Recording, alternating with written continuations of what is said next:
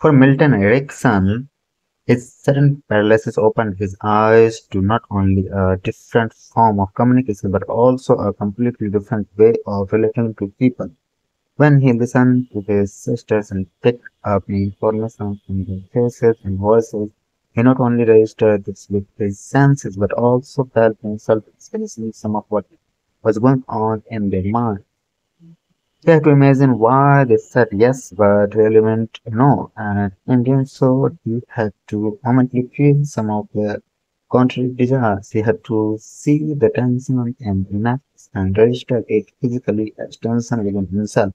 To understand why they were suddenly uncomfortable with his presence, what we discovered is that non-verbal communication cannot be experienced without making experience in words, but must be felt physically as one engages with facial expression or lock position of uh, other people. It is a different form of knowledge, one that with the animal part of our nature and involves mirror neurons. To master this language, he had to relax and control the content and interpret with words and categorize was seeing. He had to tamp down his ego, thinking less of what he wanted to say, and instead directed his attention outward in the other person, attuning himself to their changing moods as reflected in their body language. As he discovered such attention changed him, it made him more alive to the signs of people continually emit and transform him into a superior social actor capable of connecting to the inner life and developing blood rapport. Erection progressed from his self-transformation as I noticed in opposite direction, becoming more self-absorbed and observant each passing year. He liked to accumulate from his work demonstrated this.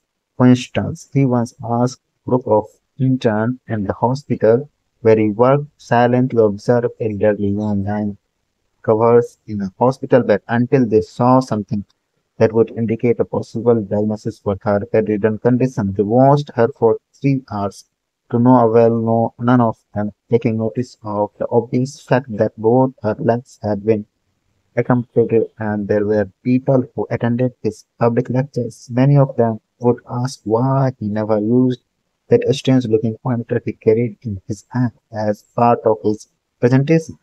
That failed to observe his rather noticeable limp and need for a can. As Erickson saw it, the harshness of life makes most people turn inward. They have no mental space left over for simple observation, and the second language largely passes them by. In addition, we are the pessimist animal on planet, depending on our ability to communicate others for our survival and success. It is estimated that over 65% of all human communication is non-verbal, but that people pick up and internalize only about 5% of this information. Instead, almost all of our social attention is absorbed by what people say, which more often than not actually serve to conceal what they're really thinking and feeling. Non-verbal cues tells us what people are trying to emphasize with their words and the subtext that the message nuances of communication. These cues tell us what they are actively hiding, the real desires. They reflect in an immediate way people's emotions and moods. To miss this information is to operate blindly, to invite misunderstanding, to lose and this opportunity to influence people by not noticing the sign of what they really want or need. The task is simple. First, you must recognize your state of self-absorption and how little you actually observe.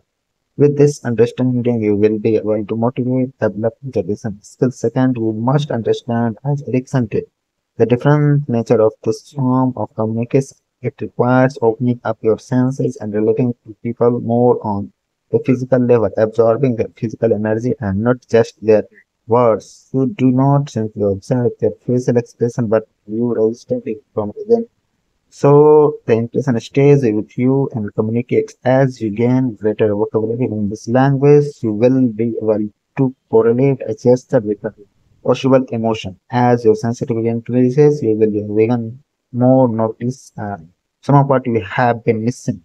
And equally important, you will discover a new and deeper way of relating to people with the increased power this will bring you. You will always be the prey or glutton, devils and fools in this world if you expect to see them on the work with unchangingly their purpose. And it should be borne in mind that in their intercourse with the others, people are like the moon. They show you only one of their sides. Every man has an innate talent for making a mask out of his psychopath. He can always look as if he really were what he pretend to be, and its effect is extremely deceptive. He dons his mask whenever his object is to flatter himself into some of one's good opinion. He may pay just as much attention to it as if it were made of wax or cardboard. Arthur Schopenhauer.